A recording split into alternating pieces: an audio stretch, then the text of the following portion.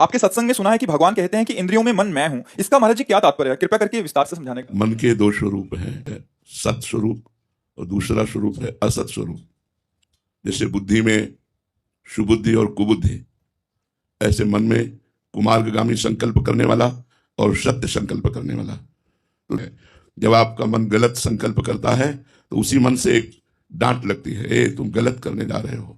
वो सत्य मन का जो स्वरूप है वो तुम्हें प्रेरित करता है सत मार्ग के लिए, और जो असत मन का स्वरूप है वो असत मार्ग के लिए प्रेरित करता है। सबके मन में आती है, ये तुम गलत करने जा रहे हो, तुम्हारा बुरा हो सकता है, सावधान। पर वो इतनी धीमी आवाज होती है कि असत संकल्प करने वाला मन उस बात को सुनता नहीं है। हमारा कर्तव्य है कि हम सत संकल्प करने वाले मन को सहयोग दें और असत संकल्प करने वाले मन की बात ना सुने, उसके कतराएंगे। मन कृष्णमय हुआ, कृष्णाकार हुआ कि हमें भगवत तत्व की प्राप्ति हो जाएगी, भगवदानंद की प्राप्ति हो जाएगी। भगवदानंद का तात्पर्य है जहां किंचन मात्र दुख नहीं, तो हम अपने मन के असत विचारों को, असत संकल्पों को त्याग कर दें। होगा हमें सत्कार्यों की तरफ बढ़ना होगा, गंदी बातें त्यागनी होंगी, तब हमारा असत मन मर जाएगा और सत मन प्रकाशित हो जाएगा। जब उसका सत संकल्प करने वाला मन पूर्ण रूप से असत को दबाकर, असत को मार करके जागृत हो गया, वही भगवदानंद का अधिकारी होता है। इसलिए भगवान ने कहा इंद्रियाणाम मनश्चास्मि। क्या गुरुदेव अपने शिष्य की मुक्ति के लिए तब तक रहते हैं जब तक उस पर पूरी तरह से कृपा नहीं हो जाती? मानस गुरुदेव, तुमने गुरुदेव की मानसिक मूर्ति अपने हृदय में विराजमान की है, वो तभी जब आपका उद्धार हो जाएगा तभी वो आपके हृदय से जाएंगे। लेकिन प्रगट गुरुदेव का एक समय निश्चित है, समय पूरा होते ही वो अपने शरीर का त्याग कर देंगे, लेकिन तुम्हारे मानसिक गुरुदेव तुम्हारा त्याग नहीं करेंगे जब तक तुम्हारा परम कल्याण नहीं हो जाता। इसीलिए वही शिष्य है जो गुरुदेव को अपने मन में बिठा ले, स्वाभाविक आसक्ति हो जाए। भगवान कपिल देव जी कहते हैं जो आसक्ति संसार में की जाती है वो बंधन का कारण है, और वही आसक्ति जब संत और सदगुरुदेव से कर ली जाती है तो मोक्ष का खुला हुआ द्वार है।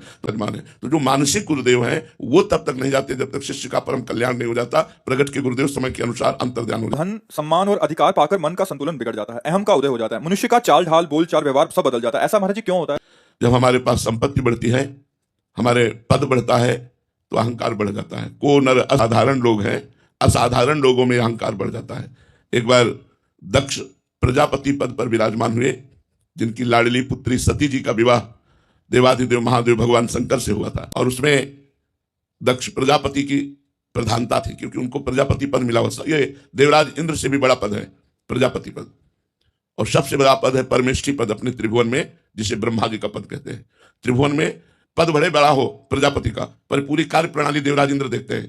त्रिभुवन तो वो दक्ष को प्राप्त हुआ, वो सभा में पधारे तो सब लोग खड़े हो गए।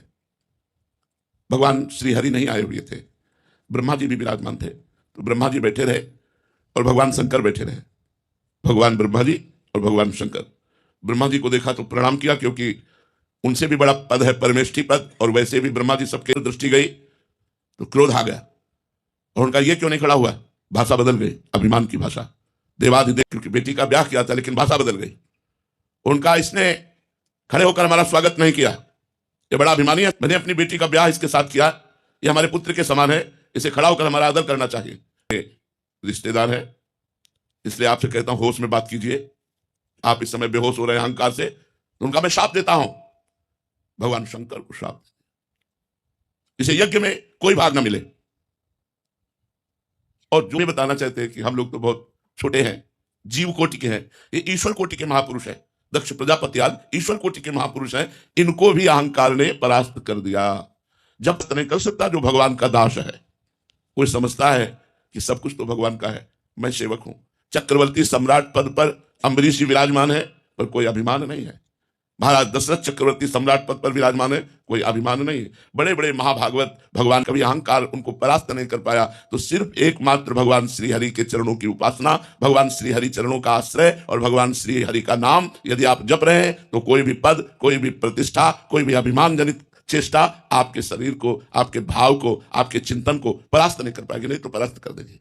आप शिव की आराधना की और भगवान शिव आशुतोष क्षण में प्रसन्न हो जाने वाले में नृत्य कर रहे थे भगवान शंकर, तो बाणासुर ने ताली बजाकर ताल बंधान किया, ताली का स्वर मिला दिया। भगवान शिव बहुत प्रसन्न हुए कि मैं तुम्हारी आराधना, तुम्हारी सेवा से प्रसन्न हूं, तुम्हें 1000 भुजाएं प्रदान करता हूं। अब दो में जाकर ऐसे मारता अपने भुजाओं की खुजली के लिए तो पर्वत फट जाते, दिग्गजों को ललकारता, कोई भी हमसे युद्ध करे। अब कौन युद्ध करे हजार भुजा वाला? सबसे बड़ा डर तो यह था कि अगर युद्ध करोगे तो जगत गुरु भगवान शंकर का कृपा पात्र है, उनका शिष्य है, अगर वो खिलाफ खड़े होगे तो त्रिलोचन विश्व का नाश करने, एक क्षण में नाश करने की सामर्थ्य भगवान शंकर। ये लौट कर गया और बोला जगत गुरु। भगवान शंकर ने देखा कि समय भाषा बदल गई इसकी बोले गुरु, इस समय हमारी भुजाओं में खुजली हो रही, कोई मिटाने वाला जगत में नहीं है, आओ। भगवान शंकर ने कहा तुम्हारी बुद्धि खराब हो गई। गुरु को ललकार दिया कि आओ हमसे, और तुम्हारी भुजाओं की खुजली मिट जाएगी। तो जब बाणासुर की पुत्री उषा को अनिरुद्ध जी की प्राप्ति हुई, अनिरुद्ध जी भगवान के नाती हैं श्री कृष्ण के, तब भगवान श्री कृष्ण ने युद्ध में सारी खुजली मिटा दी थी बाणासुर की।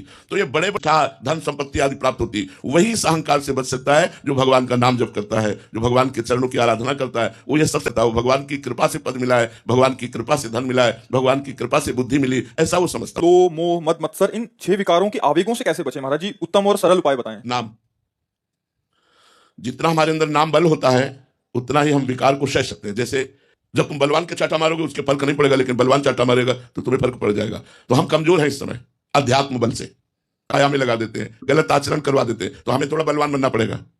बलवान बनने के लिए जैसे हमें अच्छे पदार्थ पाने पड़ते हैं शरीर पुष्ट करने के लिए, ऐसे अध्यात्म में भगवत कथा सुनना, दूसरों की सेवा करना, भगवान नाम जप करना, भगवत आराधना करना। यदि आप भगवान नाम जप करेंगे, सबसे सरल साधन है। सही नहीं है, हमारा व्यवहार सही नहीं है, हमारा वातावरण बिगड़ता जा रहा है, तो कलयुग केवल नाम आधारा।